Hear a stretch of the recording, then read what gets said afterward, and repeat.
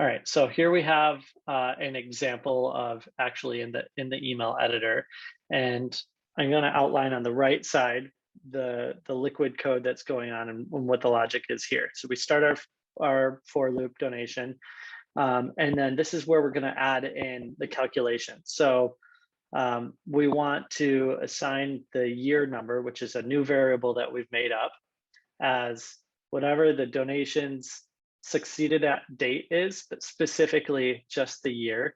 And so in the documentation that we'll share, it includes the different syntax that you can use for a date like this.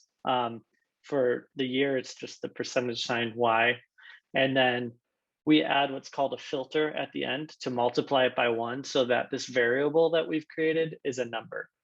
Well, this is not super intuitive. It is outlined more in the documentation, and sometimes it just takes a bit of playing around with to get there. And then what we're going to do is we want to also get the value of the donation. So we take the amount in cents and make it into a number by multiplying it by 1.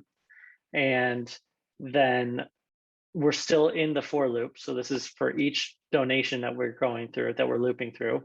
If the year number is 21, then we want to print out these actual variables. And those are in the double brackets. That's actually going to be rendered for each time we loop through it. So we'll say the donation amount and the amount format. So you see $10 here on the left, and the transaction date. And we've chosen a different date format here. And then this is an important part here.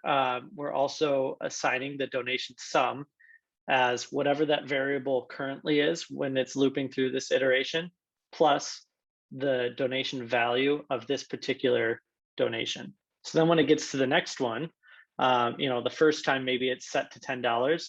Then when it gets to the next one, when you add the $75, if we were to print out at the very end of this, the donation sum, we could say that the total is $85.